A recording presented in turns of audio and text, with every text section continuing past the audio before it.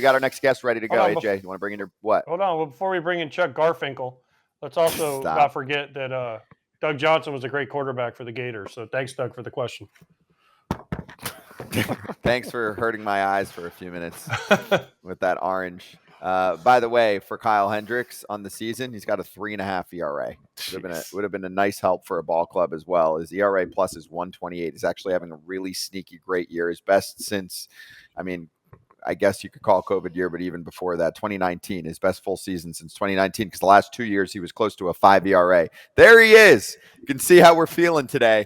And we're just getting started with this show, too. Chuck Garfien joining us right now, does White Sox TV, podcast, the whole deal on NBC Sports Chicago. And AJ, I want you to introduce him because I'm going to call him by his proper name, but you can do whatever you want because you guys have the stepbrothers relationship going here.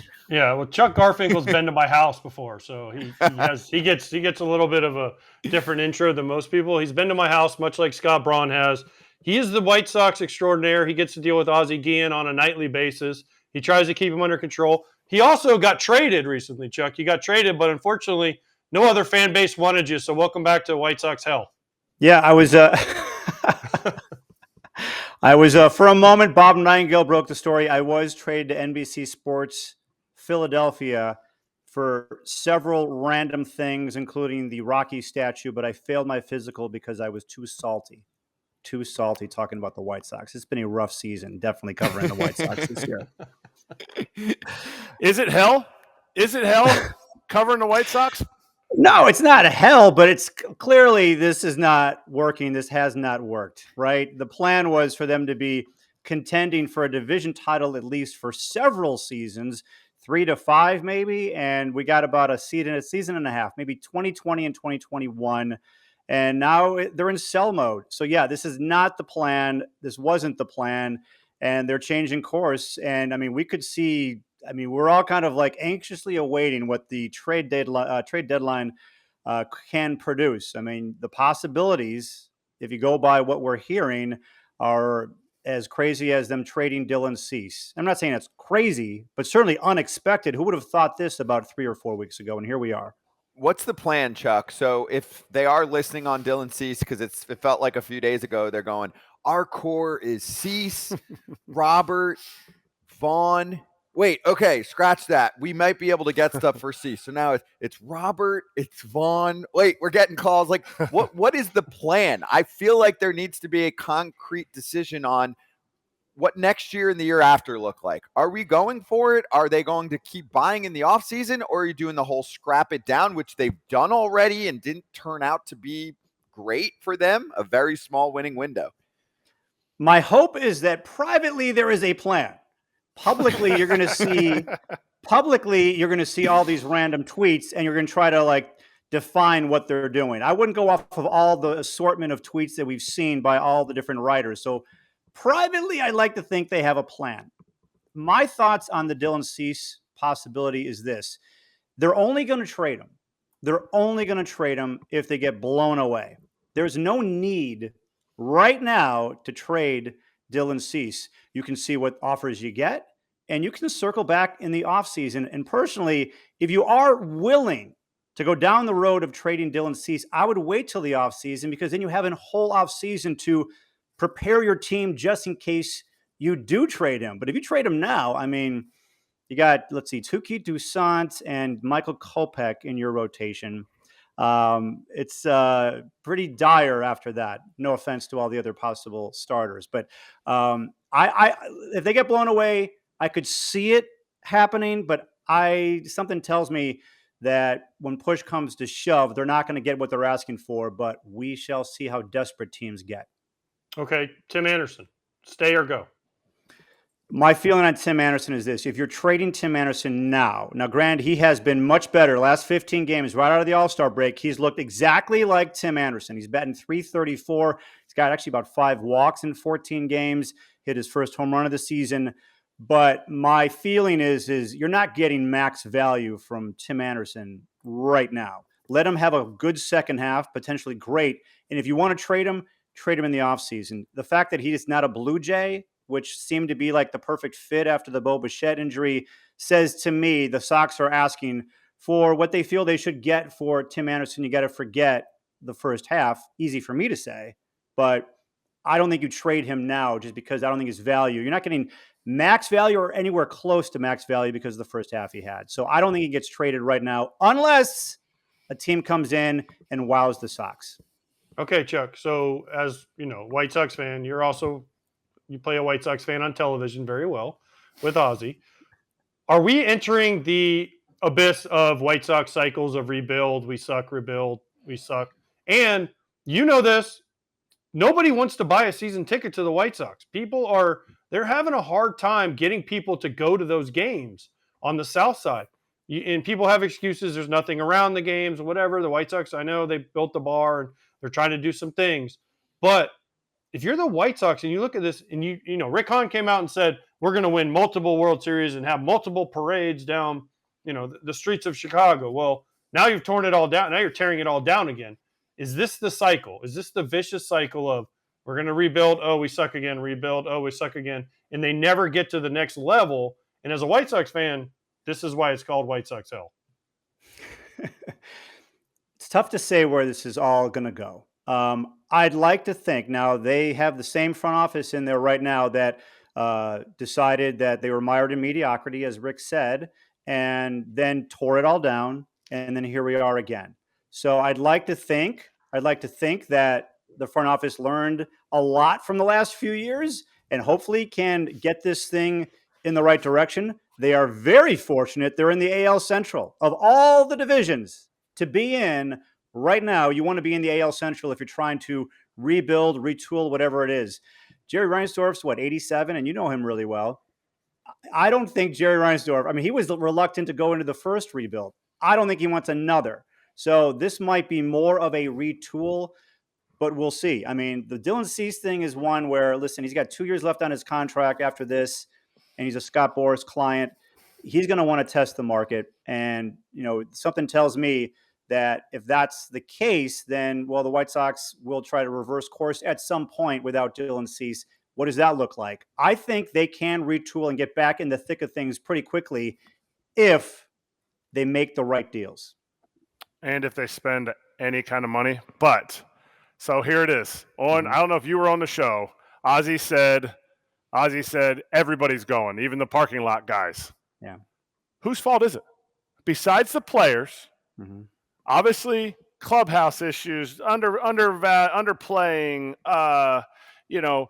just lack of effort sometimes. And, maybe, whose fault is it besides the players that the White Sox are where we are and we're talking about them the way we're talking about them? If you want to talk about accountability, this team was supposed to be much better than this. So who's to blame? You almost have to go everybody. Everybody's to blame, right? How could you say it wasn't my fault? If your job is to put together a contending team year after year after year, after all the pain that they all went through, and that was not just the fans. Even the front office went through the pain of so much losing, and then you come out of it and you only get 2 playoff wins, not series wins, like actual game wins.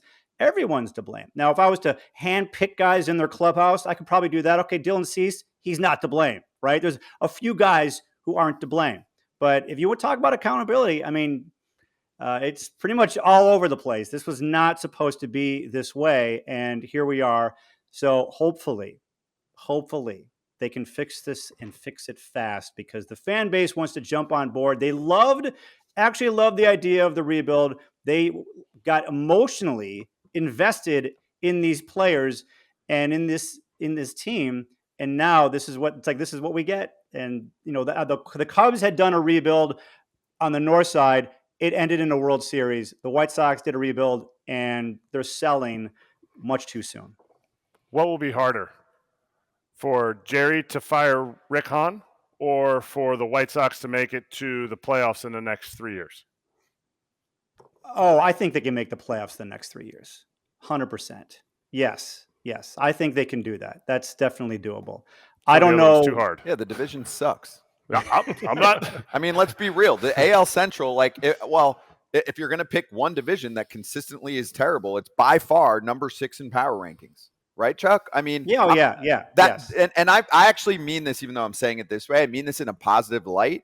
If you're in the AL Central, your rebuild should be shorter, and your Saying hope for there's the a chance. postseason should always somewhat be there because it's just not a great division. I mean, even Cleveland last year, where people are like, oh, they're going to build a powerhouse. No, they're not. They're barely spending. They have no offense. They can pitch. So they'll be involved. I think Cleveland just like every year's a lottery ticket that we're going to like have a good chance to be involved in because this is a terrible division. The Royals aren't going to be good forever.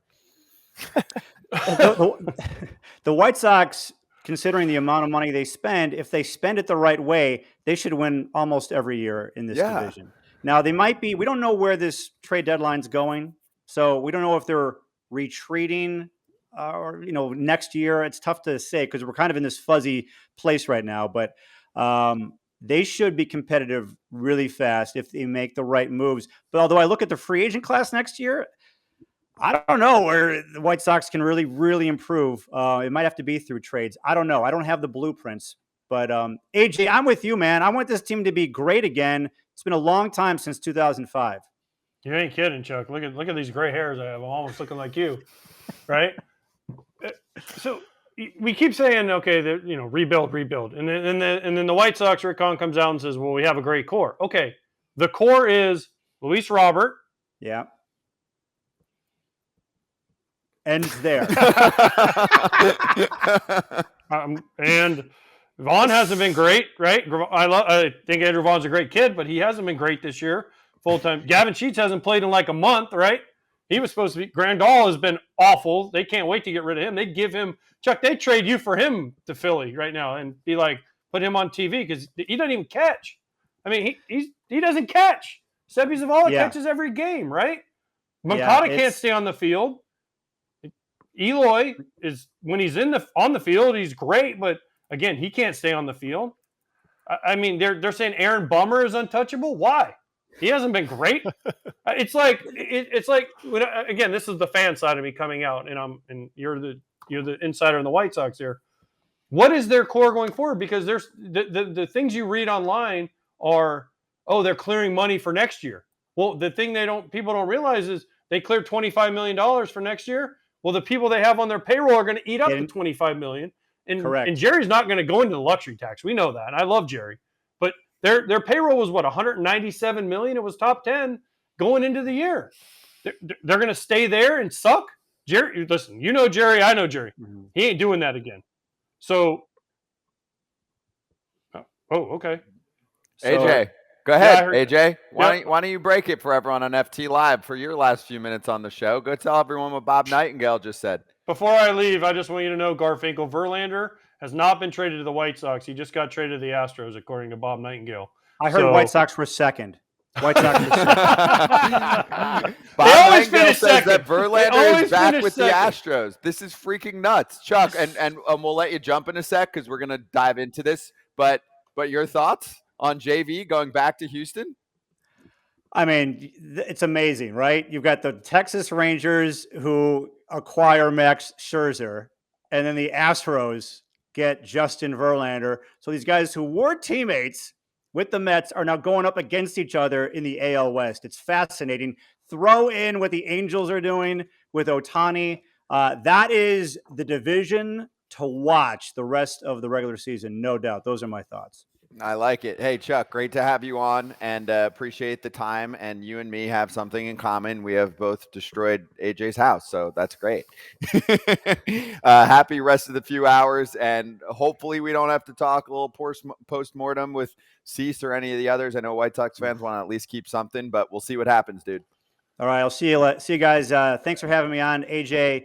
My name is Garfien. Not Garfien. Hey, you beat Merkin on the show, so congratulations. Yes. When you see him, do I get an award? Is there some kind of award I get? Face.